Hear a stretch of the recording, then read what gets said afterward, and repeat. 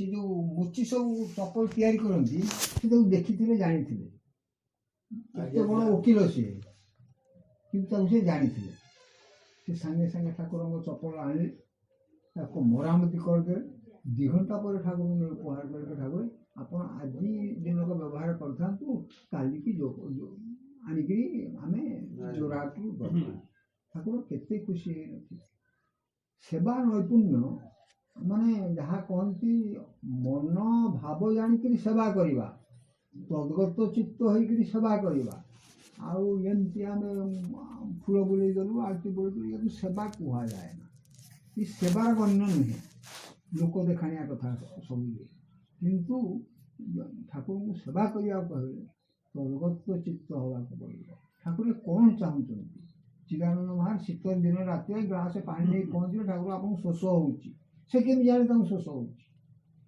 ସେମିତି ମାନେ ମଦାତ୍ମା ସର୍ବଭୂତାତ୍ମା ଠାକୁରଙ୍କର ଆତ୍ମା ଯାହା ତାଙ୍କ ଆତ୍ମା ମଧ୍ୟ ସେଇଭଳି ଥିଲା ବୋଲି ତାଙ୍କ ଭିତରେ ଲାଗିଲା ଠାକୁରଙ୍କୁ ଆଜି ଶୋଷ ହେଉଥିବ ବା ହେଉଛି ଗ୍ଲାସ ପାଣି ନେଇ ଶୀତ ଦିନ ରାତିରେ ଅସମୟ ଠାକୁର କେବେ ପାଣି ପିଅନ୍ତି ନାହିଁ ନେଇ ପାହାନ୍ତିରେ ଠାକୁର ସବୁ ଖଟ ଉପରେ ବସିଛନ୍ତି ଶୋଷ ହେଉଛି କାହାକୁ ଡାକିବେ ପାଣି ଗ୍ଲାସ ଦେବା ଏଇ ଯେଉଁ ସେବା ତେଣୁ ଚିନ୍ତା କରିବା ତାଙ୍କୁ ଯଦି ଆମେ କହିବା ଚିଦାନନ୍ଦ ଏମିତି ପଳେଇଗଲେ ଇଏ କଲେ କାହିଁକି ସିଏ ପଳେଇଲେ କି ଭାବର ଲୋକ ସିଏ କି ଭାବର ଅଭିଭକ୍ତି ତାଙ୍କର ଥିଲା କେତେ ଭାବ ଭାବନାରେ କେତେ ଭକ୍ତିରେ ସେ ଠାକୁରଙ୍କୁ ସ୍ଥୂଳ ଦର୍ଶନ ପାଉଛନ୍ତି ତାଙ୍କୁ ପ୍ରଥମ ସେବକ ସିଏ ହେଇଛନ୍ତି ତାଙ୍କୁ ଠାକୁରେ ସିଦ୍ଧ ସନ୍ନ୍ୟାସୀରେ ଠାକୁର ତାଙ୍କୁ କହିଛନ୍ତି ଯଦି ସଂସାରରେ ଶ୍ରେଷ୍ଠ ଫଳ ଥାଏ ଚିଦାନନ୍ଦ ହେଉଛନ୍ତି ଏ ମଠାଶ୍ରମ ବା ମୋର ସାଧନର ଶ୍ରେଷ୍ଠ ଫଳ ଠାକୁର ଯେତେ ସାଧନ କରୁଛନ୍ତି ନା ଶ୍ରେଷ୍ଠ ଫଳ ହେଉଛନ୍ତି ଚିଦାନନ୍ଦ ମହାରାଜ। ତେଣୁ ଆମେ ସେମିତି ସେଇମାନଙ୍କ ଭାବନା ନେଇକି ସେଇମାନଙ୍କ କଥା ସାଧୁସଙ୍ଗ ସର୍ବଶାସ୍ତ୍ର କରେ ଯେଉଁ ସାଧୁର ସଙ୍ଗ ସାଧୁର ପ୍ରଭାବ ସେ ସାଧୁମାନେ ଠାକୁରଙ୍କୁ କେମିତି ସେବା କରୁଥିଲେ ଆମେ ଯେତିକି ଶୁଣୁଛେ ଯେତିକି ପଢ଼ୁଛେ ଯେତିକି ଆଲୋଚନା କରିବେ ସେଇ ଭାବରେ ଟିକେ ଆତ୍ମସ୍ଥ ହେଇକି ଠାକୁରଙ୍କ ସେବା କଲେ ଠାକୁର ଗ୍ରହଣ କରିବେ।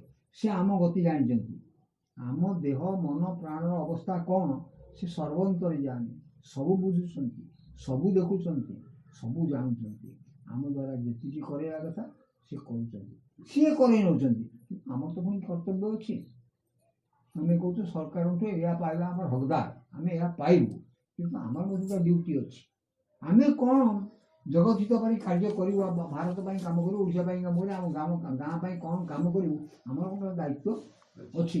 ତେଣୁ ସେଇ ଦୃଷ୍ଟିରୁ ଆମେ ଠାକୁରଙ୍କ ସେବା କରିବା କେତେ କରିପାରିବା ଯେତିକି ପାରିବା ସେତିକି ମନ ପ୍ରାଣ ଦେଇକରି କରିବା ଖାମଖିଆଲି ଠାକୁର ଯେମିତି ନୀଳାଚଳ କୂଟରେ ଠାକୁର ଭକ୍ତମାନଙ୍କୁ କହିଲେ ଏଇଟା ପିଲା ଖେଳ କରନା ଆମର ସବୁ ପିଲା ଖେଳ ହେଇଯାଉଛି ସବୁ କଥା ପିଲା ଖେଳ ହେଇଯାଉଛି ଆମେ ଭାବ ବୁଝୁନୁ ଭକ୍ତି ବୁଝୁନୁ ଆନନ୍ଦ ବୁଝୁନୁ ପିଲା ଖେଳ ଏହା କରିବା କଥା ହାରମୋନିୟମ ବଜେଇବା ହାରମୋନିୟମ ବଜେଇବା ମୃଦଙ୍ଗ ବଜେଇବା ଗୀତ ଗାଇଲା ଗୀତ ସେ ଗୀତର କ'ଣ ମୂଲ୍ୟ ଅଛି? ଗୀତର ଗୋଟିଏ ଅର୍ଥ ପ୍ରଥମ ଆମେ ପଢ଼ୁଛେ ବ୍ରହ୍ମାନନ୍ଦଂ ପରମ ସୁଖଦମ୍ ଏଇ ଗୋଟିଏ ପଦକୁ ଯଦି ଆମେ ଆଲୋଚନା କରିବୁ ବ୍ରହ୍ମାନନ୍ଦ ଆନନ୍ଦ ଭିତରେ ହେଉଛନ୍ତି ବ୍ରହ୍ମାନନ୍ଦ ପରମାନନ୍ଦ ସିଏ ଭଗବତ ଆନନ୍ଦ ସିଏ ସ୍ୱରୂପ ଆନନ୍ଦ ସିଏ ସେଇ ଆନନ୍ଦ ହେଉଛି ପରମ ସୁଖ ସୁଖ ଯେତେ ଆମ ଭିତରେ ଆମେ ଉପଲବ୍ଧି କରୁଛେ ମିଠା ଖାଇଲେ ସୁଖ ଶୋଇଲେ ସୁଖ ବସିଲେ ସୁଖ କେତେ ସୁଖ କିନ୍ତୁ ପରମ ସୁଖକୁ ନେବା ପାଇଁ ସେ ଆମକୁ ସବୁବେଳେ ପ୍ରେରଣା କରୁଛନ୍ତି ଆମ ଅନ୍ତରରେ ପରମ ସୁଖ ପ୍ରାପ୍ତି ହେବ ପରମ ସୁଖ ପ୍ରାପ୍ତି ନହେଲା ପର୍ଯ୍ୟନ୍ତ କେହି ଶାନ୍ତିରେ ରହିବ ନାହିଁ କେହି ମାନେ ଅବିକ୍ଷୁବ୍ଧ ଚିତ୍ତରେ କେହି ରହିବ ନାହିଁ।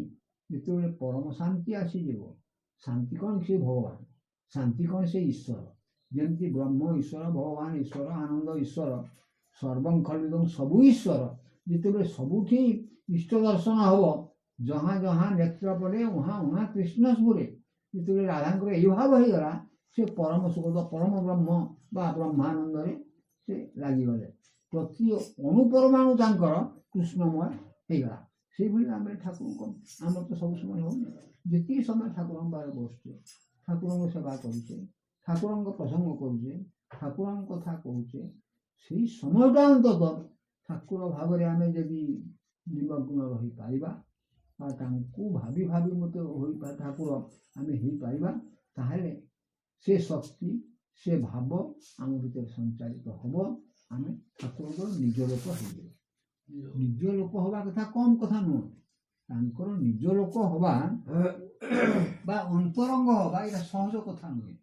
ତାଙ୍କୁ ଯେତେ ଭାବିବା ଯେତେ ଚିନ୍ତା କରିବା ତାଙ୍କର କାମ ଯେତେ କରିବା ସେତେ ଆମେ ତାଙ୍କର ପାଖ ହେବା। ତାଙ୍କ ଫୁଲଟିଏ ତୋଳୁଛେ କ'ଣ ପାଇଁ ତୋଳୁଛି? ଠାକୁରଙ୍କ ପାଇଁ ତୋଳୁଛେ। କି ଭାବରେ ତୋଳୁଛେ? ଫୁଲ ଗୋଟେ ତୋଳିଲା ବେଳେ ଜୟଗୁରୁ କହି ଫୁଲଟିଏ ତୋଳୁଛେ। ଗଛଟିଏ ଲାଗିଛି, ଫୁଲଟିଏ ଫୁଟିଛି, ଆମେ ଗଛ ଲଗେଇ ଦେଇଛେ, ଗଛ କୋଉଠୁ ଆଣିଛେ? ସେ ଗଛ ଠାକୁରଙ୍କର, ସେ ଫୁଲ ଠାକୁରଙ୍କର। ତାଙ୍କ ଗଙ୍ଗା ଜଳରେ ଗଙ୍ଗା ପୂଜା କଲା ପରେ ତାଙ୍କ ଜିନିଷ ତାଙ୍କୁ ଦେଇକରି ଆମେ ଖୁସି ହେଇଯାଉଛେ ବା ଆମେ ନିଜକୁ ଅଭିମାନ ଅହଙ୍କାର ଆସୁଛି ମୁଁ ଏତେ ଦେଇଦେଲି, ଆଜି ଏତେ ଫୁଲରେ ସଜେଇ ଦେଇଛି। କିନ୍ତୁ ଟିକିଏ ଫୁଲ ଗୋଟିଏ ପତ୍ରଂ ପୁଷ୍ପଂ ଫଳଂ ତୋୟଂ ଶ୍ରଦ୍ଧା ସହକାରେ ଗୋଟିଏ ଫୁଲ ଦେଇଦେଲେ ସେ ଏକଦମ ଖୁସି ହେଇଯିବେ। ଏତିକି ସେତେ ତୋହର ଲୋଡ଼ନ୍ତି ନାହିଁ ଠାକୁର, ଅଛି କେତେ ଦେଉ କେତେ ଦେଖନ୍ତି ସେ ନା ନିରତେ, ସବୁବେଳେ ଦେଉଛନ୍ତି। ତ ମନ ଭିତରେ କ'ଣ ଅଛି, କ'ଣ ଦେଉଛୁ, କେଉଁ ଭାବରେ ଦେଉଛୁ? ଭାବର ଭକ୍ତିର ସେ କାଙ୍ଗାଳ ରାଧାରାଣୀ ବା ଗୋପୀମାନେ, ମହାପ୍ରଭୁ ଗୌରାଙ୍ଗ ଦେବ ଠାକୁର, ଏ ସବୁ ଯେତେ ଭକ୍ତ ଅଛନ୍ତି ଜଗତରେ ସେ ଭାବଭକ୍ତିର କାଙ୍ଗାଳ। ଭାବଭକ୍ତି ତାଙ୍କୁ ଦେଇଛନ୍ତି ବୋଲି ସେ ସେଇ ଉଚ୍ଚସ୍ତରକୁ ସେମାନେ ଯାଇଛନ୍ତି। ତେଣୁ ଆମେ ଠାକୁରଙ୍କ ପାଖରେ ବସିକିରି ତାଙ୍କ କଥା ଆଲୋଚନା କରିକିରି ତାଙ୍କ ପ୍ରସଙ୍ଗ କରିକିରି ଯେମିତି ଆମର ସମୟଟା ଯେତିକି ସମୟ ବସୁଛେ, ଯେଉଁ ଘଣ୍ଟାଏ ବସୁଛେ ବା ଯେତିକି ସମୟ ଆମେ ବସୁଛେ, ଆମ ମନକୁ ଯେମିତି ଅନ୍ୟ କଥା ନ ଆସେ, ଅବାନ୍ତର କଥା, ସେ ଘରେ କ'ଣ କିଏ ଖାଇଲା, କିଏ କେଉଁଠି କ'ଣ ବସିଲା, ସେ ଠାକୁରଙ୍କ ଭୋଗ ହେଲା କି ଏଇ ଚିନ୍ତା ଆସିବନି। ଏଠି ବସୁଛେ ଏଇ ଚିନ୍ତା ହେବ, ସେ ଚିନ୍ତା ସେ ତାଙ୍କର କରୁଛନ୍ତି। চলবে কি সে ভাবছমি সে ভাববার তুমি কে, যার ভাবনা ভাবছেন তিনি ভাবতেন। ସିଏ ବସି ବସି ଆମ ଭାବନା କରୁଛନ୍ତି, କିଏ କ'ଣ କରିବ କ'ଣ ନାହିଁ, କେଉଁଠି ଆସି କି ବ୍ୟବସ୍ଥା ହେବ, ସେ ବ୍ୟବସ୍ଥା ହେଇକି ରଖିଛି। ଆମେ ଅଯଥା ଚିନ୍ତା କରୁଛେ, ସେ ଚିନ୍ତାର କଡ଼ାକର ମୂଲ୍ୟ ନାହିଁ। ଆମ ଚିନ୍ତା କେବେ ସଫଳ ହେବ ନାହିଁ, ତାଙ୍କର ଚିନ୍ତା ହିଁ ସଫଳ ହେବ, ତାଙ୍କ ଉଦ୍ଦେଶ୍ୟ ସଫଳ ହେବ, ତାଙ୍କର ଇଚ୍ଛା ହିଁ ପୂର୍ଣ୍ଣ ହେବ। ଜୟ ଗୁରୁ, ଜୟ ଗୁରୁ, ଜୟ ଗୁରୁ। ବହୁ